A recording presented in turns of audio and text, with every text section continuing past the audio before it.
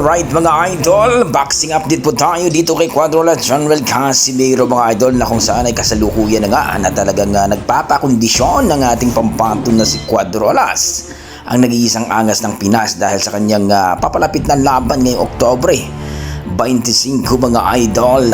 Alright mga idol, ito pala ang malaking plano ng promoter ni Casimero sa kanya, no? Dito kay Koki Kamida, na kung saan mga idol, kung matapos daw at magtagumpay itong si Casimero sa kanyang activity fight, no? Laban kay Kinesuke Kamida mga idol, ang pinsan ng kanyang promoter, na kung saan, no? Sabi dito ng ating mga pinagkakatiwalang source na itong si Koki Kamida, no? Talagang mag-o-offer ito ng malaking pera mga idol dito sa mga contender daw dito, no? Dito sa featherweight 126 pounds sa WBC, no? Kasalukuyang kampiyon po dyan si Stephen Fulton mga idol. So marami nagsasabi mga idol kung o-operan daw itong si Nathaniel Collins at Brandon Figueroa ang rank number 1 at rank number 2 mga idol. Itong si Brandon Figueroa mga idol, ito yung natalo ni Stephen Fulton, kaya nagkampiyon itong si Stephen Fulton mga idol, na tinalo din ni Naoya Inoue nung kampiyon pa siya sa Super Bantamweight Division. So ayon sa ating mga boxing fans, kung magtagumpay na maoperan itong si Brandon Figueroa o itong si Nathaniel Collins at manalo itong si Casimero, ay may chance na itong lalaban dito kay Stephen Fulton.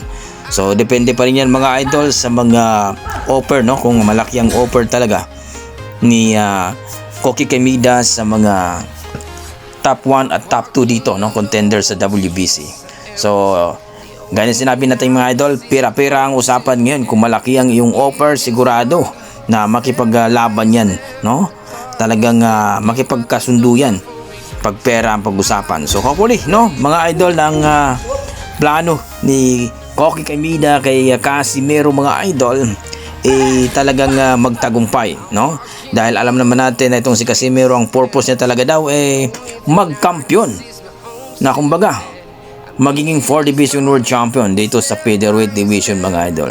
So kayo mga idol, kung sakali na magkasundo, no, na makuha itong si Brandon Figueroa, may chance kaya na manalo itong si Casimero dito kay Brandon Figueroa mga idol, no? Itong si Brandon Figueroa mga idol, ito rin nang tumalo kay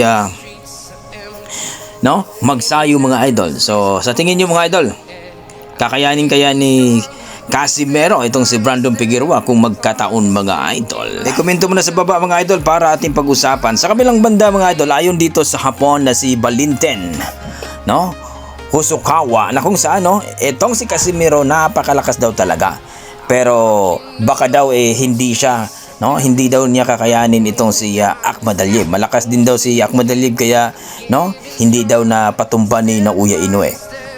Ayon sa ating mga boxing fans, no, na itong si Akhmadaliev hindi daw kinaya ni Inoue na i-knockdown ito. Kaya sabi ng Hapon na ito na mas malakas pa daw itong si Akhmadaliev.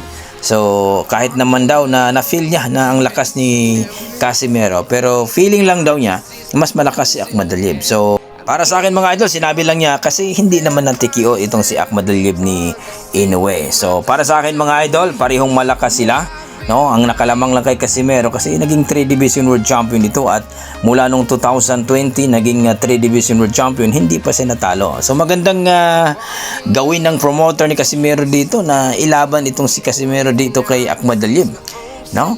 Pero para sa akin mga idol, okay naman, pero mas maganda talaga na opera, no, ang no, ituloy ang pag-offer sa mga rank number 1 dito sa WBC sa Featherweight Division para makuha at makalaban ni Casimero itong si Stephen Fulton kung sakali. So kung matalo itong si Stephen Fulton, yan na po na magiging 4 Division World Champion na si Casimero.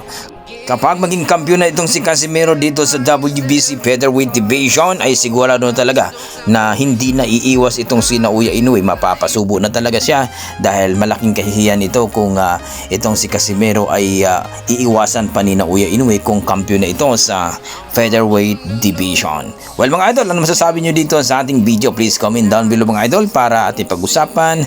Maraming salamat. 本当に思う。いやマジで俺自分